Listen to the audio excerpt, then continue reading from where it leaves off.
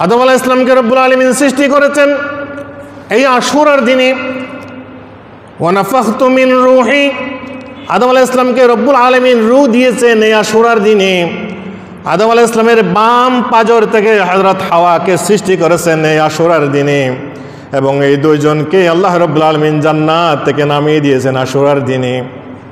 তারপরে 370 বছর মতান্তরে আরও বেশি অথবা কম সারা পৃথিবীতে ঘুরে ঘুরে দুইজনের সাথে যে মুলাকাত হয়েছে আরাফাতের ময়দানে, আরাফাতের ময়দান থেকে মুজদালিফা হয়ে মিনা হয়ে তারা যখন আরাফাতের ময়দানে আবার ঘুরে এসে জবল রহমতে উঠে তাদের মধ্যে পরিচয় হলো।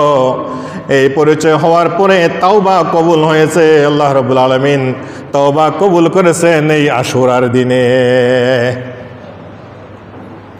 এই জন্য আশুরার দিনে এত বেশি গুরুত্বপূর্ণ। আদম আলাইহিস সালাম যখন জান্নাত থেকে শ্রীলঙ্কার সিংহলের পাহাড়ে আদম পাহাড়ে পড়লেন, সেখান থেকে হেঁটে হেঁটে জিবরাইল আলাইহিস সালামের মাধ্যমে তিনি 40 বার হজ করেছিলেন। তাফসিরে মাজহারি আল্লামা সানাউল্লাহ পানিপতি রহমতুল্লাহি আলাইহি তাফসিরের মধ্যে এনেছেন হযরত আদম আলাইহিস সালাম এই শ্রীলঙ্কা থেকে সৌদি আরবে যে মোট 40 বার হজ পালন করেছেন। শেষে যে যখন মুজদালিফার ওদিকে যখন তিনি দেখলেন যে সারা পৃথিবীতে কোনো মানুষ নেই, একজন মানুষকে দেখলেন চাদর মোড়ানো লম্বা। আদম আলাইহিস সালামের যখন পায়ের শব্দ পেয়েছে ওই মানুষটা আদম আলাইহিস সালামকে দেখে আবার তাড়াতাড়ি সামনের দিকে চলে যাচ্ছে, কারণ ওই মানুষটা ছিল মহিলা, আদম আলাইহিস সালাম হলো পুরুষ। ওই মহিলাটা মনে করলো যে আমাকে কে ডাক দিল, এই পুরুষটাকে দুনিয়ার কোনো মানুষ তো দেখি নাই, এই পুরুষ কোত্থেকে আসলো। তিনি তার চলার গতি বাড়িয়ে দিলেন। আদম আলাইহিস সালাম ডাক দিলেন, মুজ দাঁড়াও, মুজ দাঁড়াও। এই মহিলা একটু করে দেখে দেখলেন যে এটা পুরুষ। তিনি বললেন যে দালিফা, সুরিয়ানি ভাষা, দালিফা, আমি দাঁড়াবো না, আমি যে তোমাকে চিনি না। এই কারণেই এই মুজদালিফার নাম হয়েছে মুজদালিফা। মুজদালিফা থেকে হেঁটে হেঁটে যখন আরাফাতের ময়দানে যে দুজনের মধ্যে পরিচয় হলো, আরাফাতুন অর্থ হলো পরিচয়, ইন্ট্রোডাকশন। তারপরে দুইজন ওখান থেকে জবল রহমত ওটা আল্লাহর কাছে দোয়া করলেন। রব্বুল আলামিন দোয়া শিখিয়ে দিলেন, রব্বানা যালামনা আনফুসানা ওয়া ইন লাম তাগফির লানা ওয়া তারহামনা লানাকুনান্না মিনাল খাসিরিন। এই দোয়া করার পরে রাসূল করিম সাল্লাল্লাহু আলাইহি ওয়াসাল্লামের ওসিলা দিয়ে যখন দোয়া করলেন, আল্লাহ রাব্বুল আলামিন তাদের দোয়া কবুল করলে তাদেরকে নিষ্পাপ ঘোষণা করলেন। এটা ছিল আশুরার দিনে। এরপরে নূহ আলাইহিস সালামের প্লাবন। নূহ আলাইহিস সালামের প্লাবন হয়েছিল। নূহ আলাইহিস সালাম তার সাথী সঙ্গীদেরকে নিয়ে নৌকায় উঠেছিলেন এই আশুরার দিনে। আদম আলাইহিস সালামের ছেলে কাবিল যখন হাবিলকে হত্যা করল, কাবিল হাবিলকে হত্যা করল, এটা ছিল এই আশুরার দিনে। তাকে যে কবরস্থ করা হয়েছে কাকের শিক্ষার মাধ্যমে, এটা আশুরার দিনে। নূহ আলাইহিস সালামের প্লাবনে আশুরার দিনে তাদেরকে মহাপ্লাবন থেকে রব্বুল আলামিন মুক্তি দিয়েছিলেন আশুরার দিনে। হযরত ইদ্রিস আলাইহিস সালামকে রব্বুল আলামিন এখান থেকে দুনিয়া থেকে উঠিয়ে আসমানে নিয়ে গেছেন, এটা ছিল আশুরার দিনে। হযরত আইয়ুব আলাইহিস সালামের তওবা কবুল করে তাকে রোগ মুক্তি দান করেছিলেন এই আশুরার দিনে। বিখ্যাত নবীদের সমস্ত ঘটনার সাথে এই আশুরার দিনটা জড়িত। হাদিসের বর্ণনা হয়তো বা বলতে পারেন হাদিস কিছুটা দুর্বল, রওয়ায়েত দুর্বল, কিন্তু ইতিহাসে হাজার বছর থেকে হাদিস গ্রন্থ এবং ইতিহাসে এটা লিখিত আছে। 1500 বছর পরে এসে এটাকে বানানো আমরা বলতে পারি না। যার কারণে এই আশুরার দিনটাকে কেন্দ্র করেই মুহররম হিজরি মাস শুরু হয়েছে। আল্লাহ রাসূলের জন্মদিনকে হিজরি মাসের প্রথম করে নাই। তখন অন্যান্যরা ইসলাম বিরোধীরা বা ইসলাম রাসূল সাল্লাল্লাহু আলাইহি ওয়াসাল্লামকে যারা পছন্দ করে নাই তারা বলতে পারতো তোমরা তো সাল গণনা শুরু করছো তোমার নবীর জন্মদিন দিয়ে। এটা বলার সুযোগ ইসলাম রাখে নাই। আশুরার দিনে এত গুরুত্ব কেন? হযরত ইউনূস আলাইহিস সালামকে রব্বুল আলামিন মাছের পেট থেকে মুক্তি দিয়েছিলেন এই আশুরার দিনে। 40 দিন মাছের পেটের ভিতরে ছিল। এই মাছ হযরত ইউনূস আলাইহিস সালামকে নিয়ে পুরা পৃথিবী ঘুরেছে। তারপর আল্লাহ রাব্বুল আলামিন ইউনূস আলাইহিস সালামের তওবা কবুল করে তাকে মুক্তি দিয়েছেন এই আশুরার দিনে। মাছ তাকে যেই জায়গায় বমি করেছিল এটা হলো ইরাকে, সেদিকে গেলাম না। তারপরে ইব্রাহিম আলাইহিস সালামকে আল্লাহ রাব্বুল আলামিন আগুন থেকে মুক্তি দিয়েছিলেন এই আশুরার দিনে।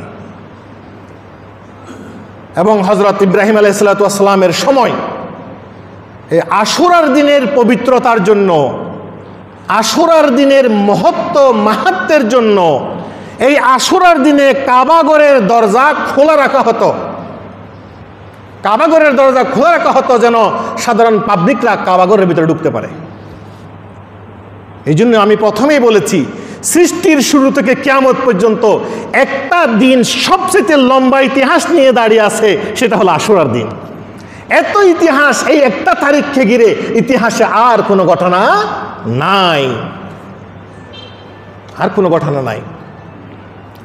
মূসা আলাইহিস সালামকে ফেরাউনের নির্যাতন থেকে, ফেরাউনের বাহিনীর হত্যা থেকে বাঁচানোর জন্য বক্সের ভিতর করে ফোরাত নয় যেন নীল নদীতে ভাসিয়ে দেওয়া হয়েছিল এই আশুরার দিনে। আশুরার দিনে এবং ফেরাউনের বাহিনী যখন হযরত মূসা আলাইহিস সালাম সহ তার বনি ইসরাইলদেরকে, তার অনুসারীদেরকে যখন হত্যার জন্য তাড়িয়েছিল, নীল নদী যখন আল্লাহ রাব্বুল আলামিন 12টা রাস্তা সৃষ্টি করে দিয়েছিলেন, এই যে ফেরাউনের বাহিনী থেকে মুক্তি দিয়েছিলেন, এটা ছিল আশুরার দিনে। এই জন্যই মদিনায় হিজরত করার পরে রাসূল করিম সাল্লাল্লাহু আলাইহি ওয়াসাল্লাম যখন দেখলেন যে মদিনার ইহুদিরা রোজা রাখতেছে, রাসূল সাল্লাল্লাহু আলাইহি ওয়াসাল্লাম জিজ্ঞেস করলেন, তোমরা কিসের রোজা রাখো? আমরা এই দিন হলো আমাদের মুক্তির দিন। বুখারী মুসলিমের হাদিস। মুক্তির দিন কিরকম মুক্তি? রব্বুল আলামিন এই দিনে আমাদের নবী মূসাকে ফেরাউনের নির্যাতন থেকে মুক্তি দিয়েছিলেন। এই জন্যই শুকরিয়া স্বরূপ আমরা এই দিনে রোজা রাখি। তখন রাসূল করিম সাল্লাল্লাহু আলাইহি ওয়াসাল্লাম বললেন যে, আমি তো তোমাদের চেয়ে মূসার উপরে আরো বেশি হক আমার রয়েছে, তাহলে এই দিনে আমিও রোজা রাখবো। আল্লাহ রাসূল রোজা রাখলেন এবং বললেন, আমি যদি আগামী বছর বেঁচে থাকি ইনশাআল্লাহ আমি 2টা রোজা রাখবো। যেহেতু ইহুদিরা 1টা রোজা রাখে, আমি তাদের মুখালেফ, আমি 2টা রোজা রাখবো। আল্লাহ রাসূল এর পরের বছর মুহররম আসার আগেই ইন্তেকাল করেছেন। হযরত আনোয়ার শাহ কাশ্মীরি রহমতুল্লাহি আলাইহি ভারতীয় উপমহাদেশের বিখ্যাত একজন মুহাদ্দিস, বুখারী শরীফের ব্যাখ্যা যিনি লিখেছেন, তিনি আশুরার এই রোজার মাহাত্ম্য বর্ণনা করতে গিয়ে বললেন যে, হয়তো 3টা রোজা রাখা 9, 10, 11, আশুরা তো চলে গেছে, সামনের বছরের জন্য খেয়াল রাখবেন, 9, 10, 11, 3টা রোজা রাখা হলো আফজাল, অতি উত্তম। 2টা রোজা রাখা মাফদুল, উত্তম। 1টা রোজা রাখা আদনা, ভালো। 3টি প্রকার করেছেন, আফজাল, মাফজুল, আদনা। 3, 2, 1।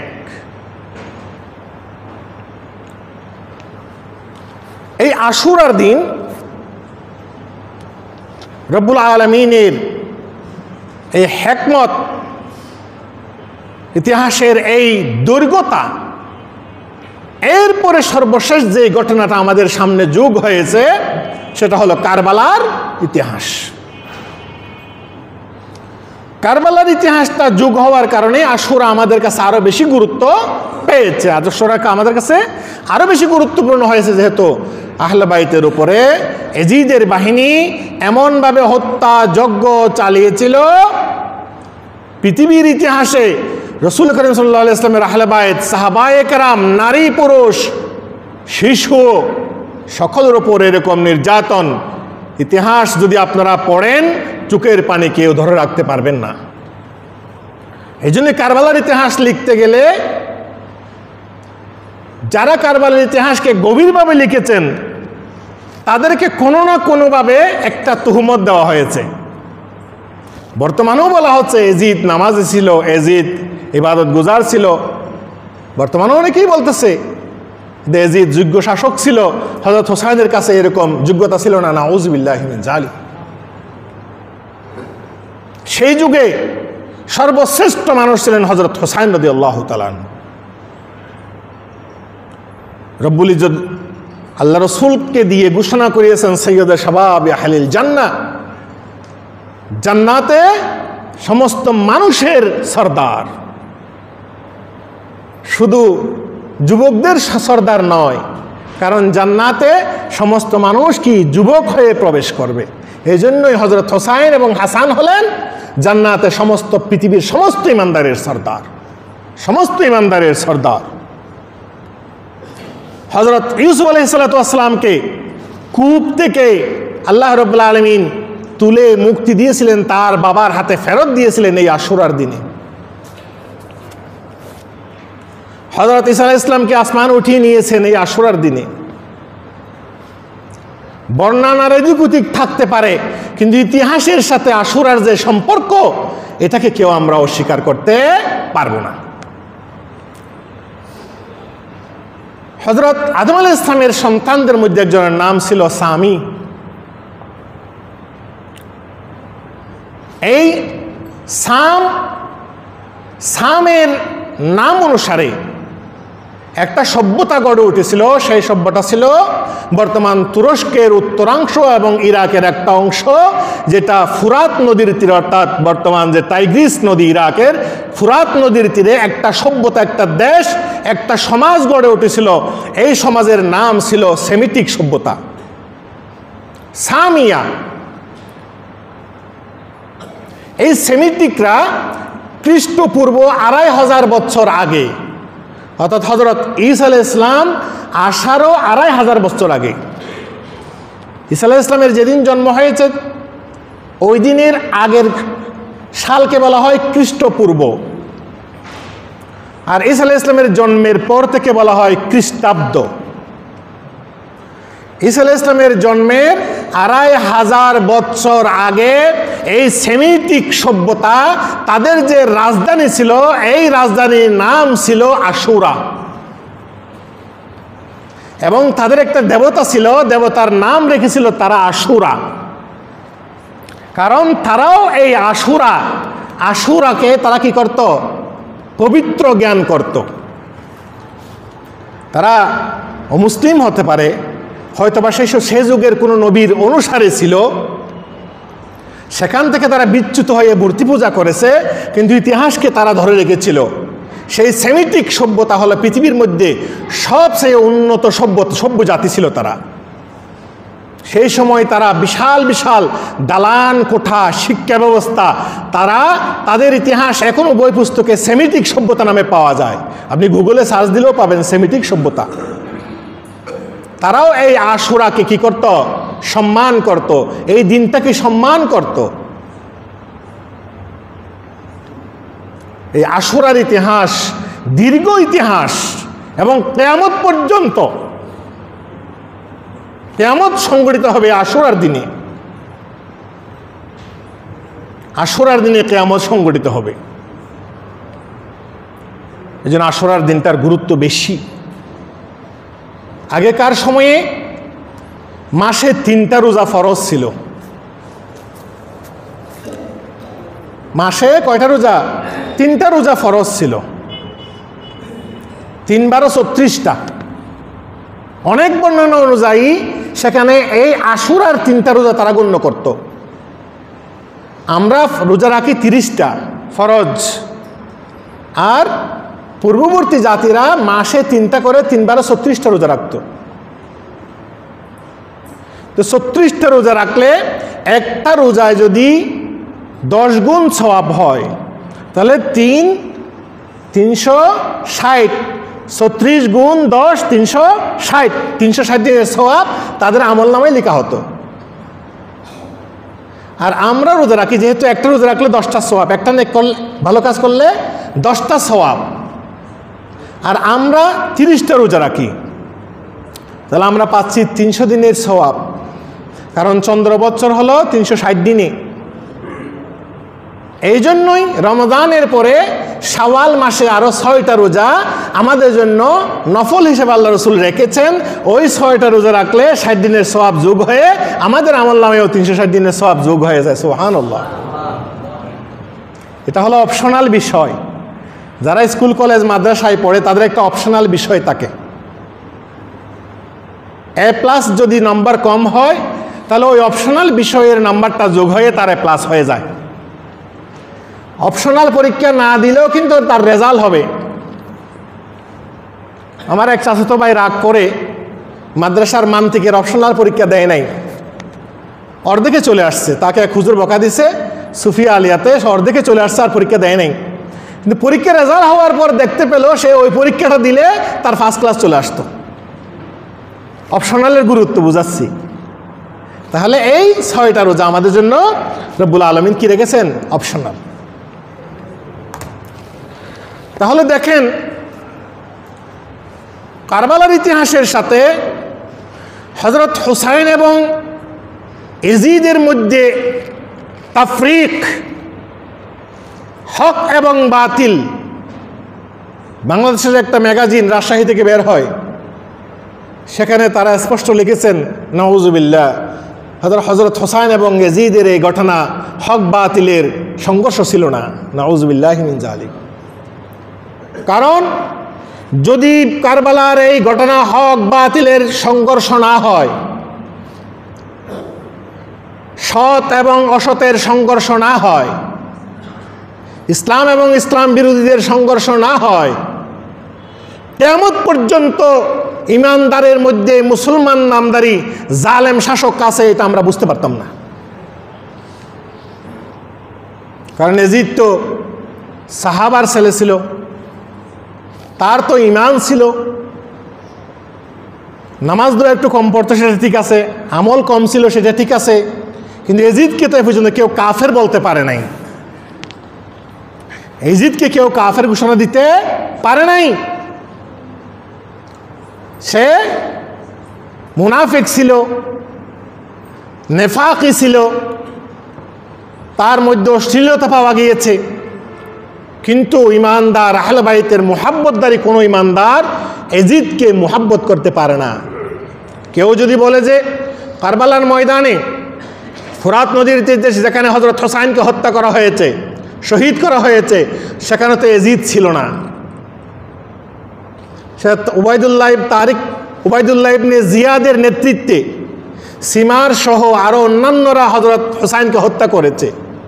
তাহলে আমাদের প্রশ্ন হলো, আমি এই সংখ্যার দিন দুনিয়ায় বায়তুল শরীফ থেকে প্রকাশিত দিন দুনিয়ায় একটা লেখা লিখেছি, হয়তো এখানে পাওয়া যায়, আপনারা পড়বেন। হযরত হুসাইন কেন হকের উপর ছিলেন?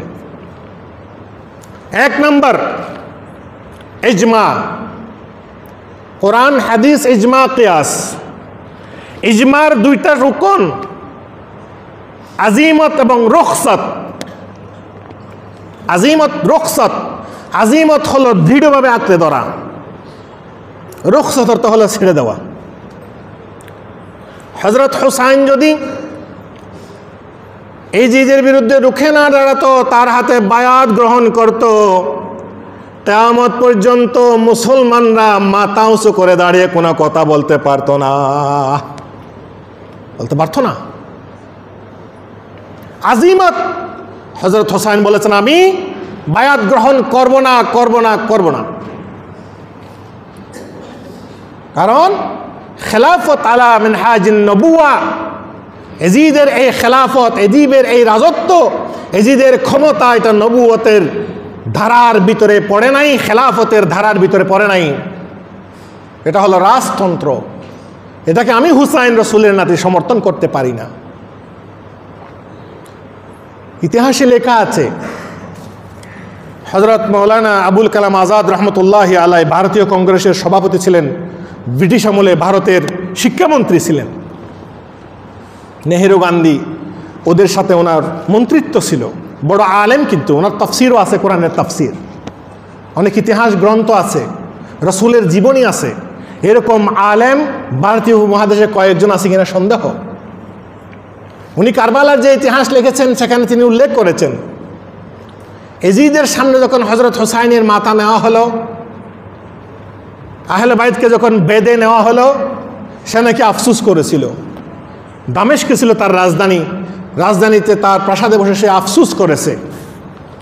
ঠিক আছে, মনে করলাম সে আফসুস করেছিল, কিন্তু এরপরে হজরত হুসাইনকে যারা হত্যা করেছিল, কারবালায় যারা নৃশংসতা চালিয়েছিল, তাদেরকে তো তিনি শাস্তি দেন নাই, তাদের বিচার তো করেন নাই, তাদেরকে তো এই কুফার গভর্নরের পদ থেকে সরিয়ে দেন নাই।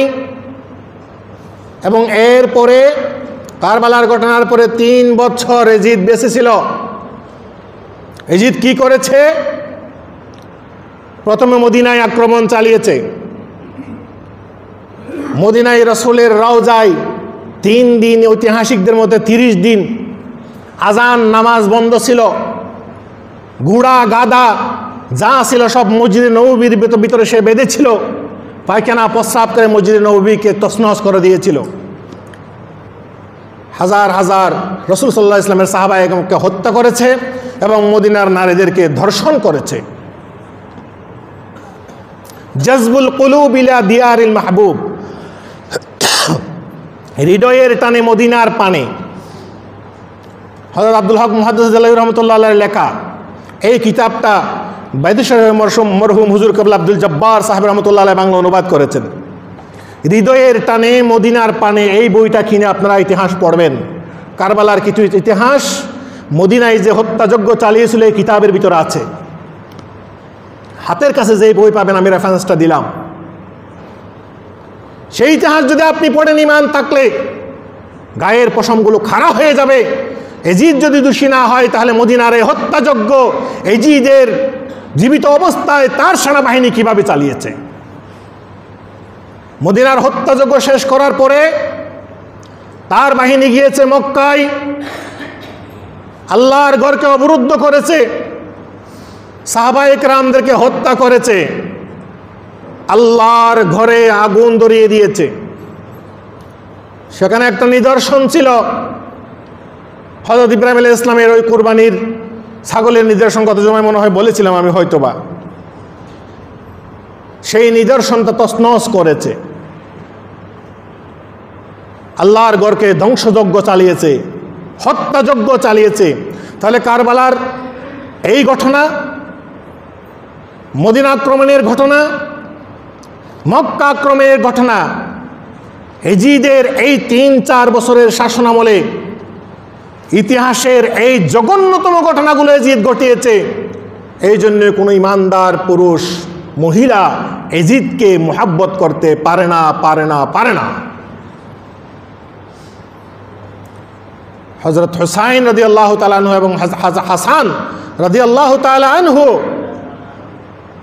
যাদের ঠোঁটে রাসূল করিম সাল্লাল্লাহু আলাইহি ওয়াসাল্লাম 1000 বার চুমু দিয়েছেন, যাদেরকে বুকে নিয়ে পিঠে নিয়ে 1000 বার নামাজ আদায় করেছেন, আল্লাহ রসুলের কাঁধের উপরে এসে সিজদার সময় হাসান হুসেন বসে আছে, যতক্ষণ পর্যন্ত সিজদা থেকে তারা নামে নাই, আল্লাহ রসুলের পিঠ থেকে আল্লাহ রসুল সিজদা থেকে উঠেন নাই। কেমন হাসান এবং হুসাইন! আর বর্তমানে বলা হচ্ছে এটা হক বাতিলের সংঘর্ষ ছিল না। ইতিহাস পড়তে হবে, ইতিহাস না পড়লে এটা আমাদের সামনে কখনো পরিষ্কার হবে না। শুধু শুনে শুনে মন্তব্য করে লাভ নেই, ইতিহাসকে গবেষণা করে মন্তব্য করতে হবে।